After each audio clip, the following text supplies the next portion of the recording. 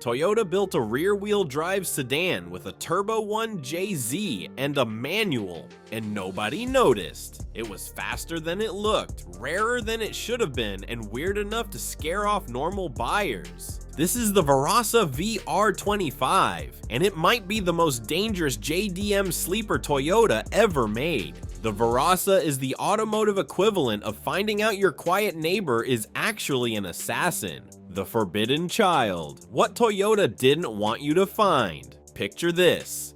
It's 2001 and Toyota just committed automotive murder.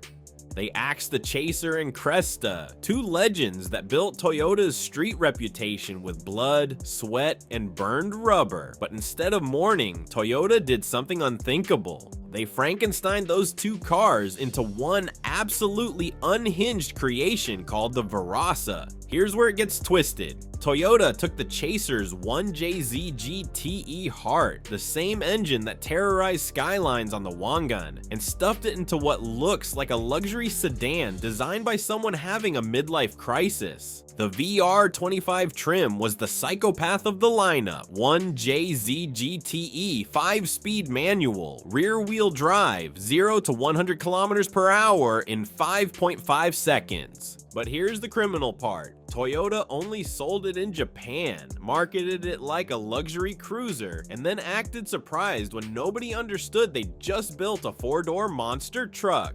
This wasn't just a car, this was Toyota's confession that they could build anything they wanted, but chose not to tell anyone about it. The result? A sedan that could eat supercars for breakfast while looking like it should be parked at a country club. The heart of darkness, when 1JZ meets invisibility. Let's talk about what made the VR25 absolutely unhinged. That 1JZ wasn't some watered-down grocery getter engine. This was late generation Fury, the same 2.5-liter turbocharged straight six that made the Chaser Tourer a legend, but with VVT technology that made it even more vicious. 280 horsepower on paper, but we all know Toyota's gentleman's agreement was basically organized lying.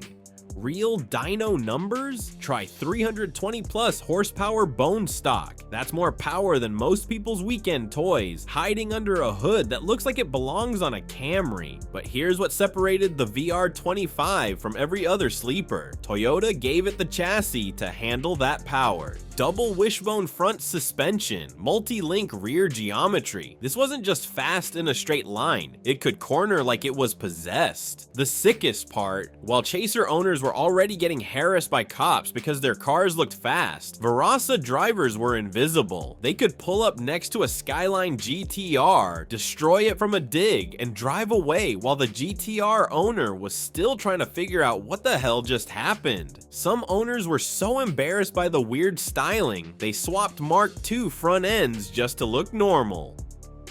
Others went full villain mode, air suspension, mafia wheels, VIP kits that made the car look like it was owned by someone who definitely wasn't paying taxes. Toyota barely promoted this monster. They were too busy polishing Lexus for overseas markets while letting their most dangerous creation rot in Japan's used car lots.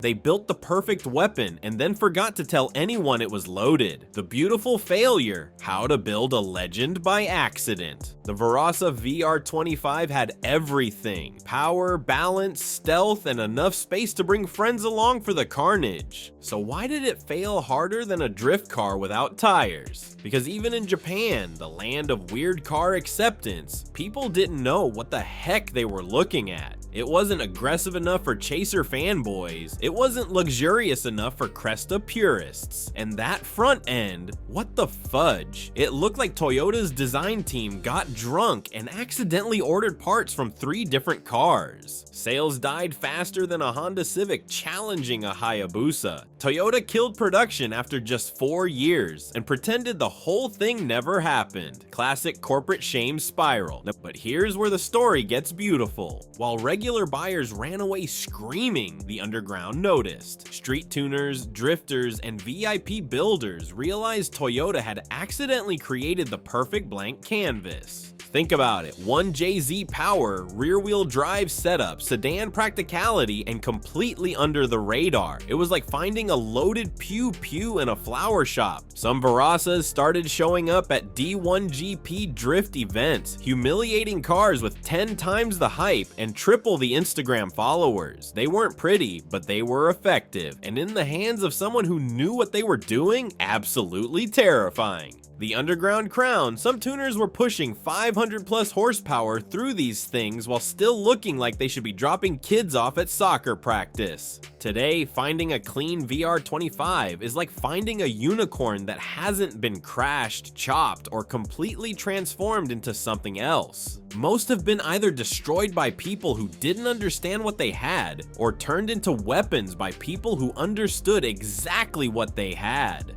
David versus Goliath, the Verossa in the ring. Let's see how Toyota's forgotten assassin stacked up against the competition. Nissan Gloria, Cedric, smooth, heavy, respectable, like bringing a butter knife to a gunfight. Toyota Mark II and Chaser Tourer, street legends with the reputation and the price tags to match, but everyone saw them coming. Lexus GS 300, refined, polished, built for climbing social ladders instead of destroying back roads. The Verossa didn't win the popularity contest, it didn't get the magazine covers or the Fast and Furious cameos, but it was the only one that combined 1JZ GTE power, rear-wheel drive dynamics, manual transmission control, and complete social invisibility into one devastating package. It was the automotive equivalent of that quiet kid in school who turned out to be a black belt in 3 different martial arts. The Verossa represented something Toyota would never build again, the bridge between raw 90s JDM aggression and the sanitized future that was about to take over. It was analog violence wrapped in digital age sophistication, and once you drove one, you understood the difference between fast cars and dangerous cars.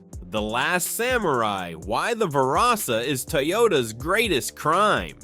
The Verossa VR25 wasn't just a weird experiment that failed. It was Toyota's final middle finger to the automotive establishment before everything got safe, sanitized, and soul-crushingly corporate. They gave you super-grade power in a family sedan body, rear-wheel drive when the world was going front-wheel drive, manual transmission when automatics were taking over, independent suspension when competitors were cutting corners. It wasn't just fast, it was complete. It wasn't just tunable, it was bulletproof. It wasn't just rare, it was invisible. And it wasn't just misunderstood, it was deliberately ignored. The Verossa became the anti-hero of Toyota's lineup, too weird for mainstream success, too powerful for its own good, and too honest about what it was capable of. But that's exactly what made it legendary. Real recognizes real, and the people who understood the Verossa didn't need social media validation or magazine features. They needed boost pressure, rear-wheel drive, and an empty highway.